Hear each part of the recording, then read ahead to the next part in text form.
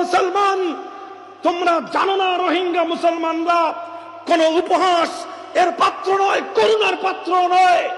রোহিঙ্গা মুসলমানরা আজকে বিশ্ব দরবারে কোন পর্যন্ত পৌঁছে গেছে তার হিসাব তোমাদের কাছে নাই।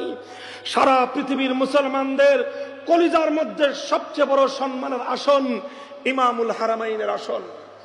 পবিত্র মক্কা এবং মদিনার মসজিদের ইমামতি যারা করে তাদের আসন এবং মর্যাদার আসনটা খোদার কসম খেয়ে বলি উম্মতে মুসলিমা আমেরিকার প্রেসিডেন্ট ট্রাম্পকে সম্মান করে না, উম্মতে মুসলিমা দুনিয়ার কোন ভ্লাদিমির পুতিনকে সম্মান করে না। तमाम পৃথিবীর মুসলমানদের হৃদয়ের সিংহাসনে সৌদি আরবের বাদশা সালমানের জন্য সেই সম্মানের আসন নাই। পবিত্র মসজিদে হারাম এবং মসজিদে নববীর ইমামের যে স্থান,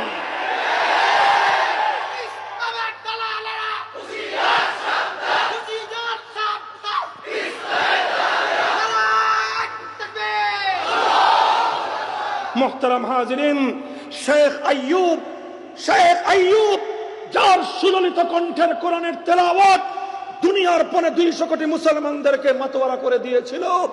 পবিত্র নববী মসজিদ নববীতে আল্লাহর পয়গম্বরের শিয়রের সামনে দাঁড়িয়ে বছরের পর বছর যিনি পবিত্র রমজানুল মুবারকে ইমামতি করতেন, যার জাদুমাখা কোরআনের তেলাওয়াত শুনে লাখো বেঈমান ঈমান গ্রহণ করবার সুযোগ হয়েছে, শেখ আইয়ুব রোহিঙ্গা মুসলমানদের সন্তান।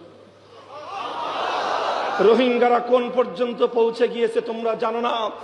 আজও মসজিদে হারামের গলিতে গলিতে, পবিত্র মসজিদে হারামের পিলারের গোড়ায় গোড়ায় যারা উম্মতকে দ্বীনের তালিম দেয় তাদের মধ্যে অসংখ্য অগণিত রোহিঙ্গা মুসলমান রয়েছে। কাজেই কোন মুখে রোহিঙ্গাদেরকে নিয়ে উপহাস করো? কোন মুখে, কোন গর্বের বলে তোমরা, কোন অহংকারের বলে রোহিঙ্গাদেরকে নিয়ে তুচ্ছ তাচ্ছিল্য করো? রোহিঙ্গাদেরকে নিয়ে তুচ্ছ তাচ্ছিল্য করা ইসলাম বিরোধী একটা গভীর ষড়যন্ত্র। মুহতারাম হাজিরিন, সোচ্চার থাকবেন তো ইনশাআল্লাহ? সোচ্চার থাকবেন তো ইনশাআল্লাহ? যারা রোহিঙ্গা বলে গালি দেয় নিজের পায়ের বাম পায়ের জুতা খুলে বাম হাত দিয়ে ওদের মুখের মধ্যে দুটো চড় মারবেন তো?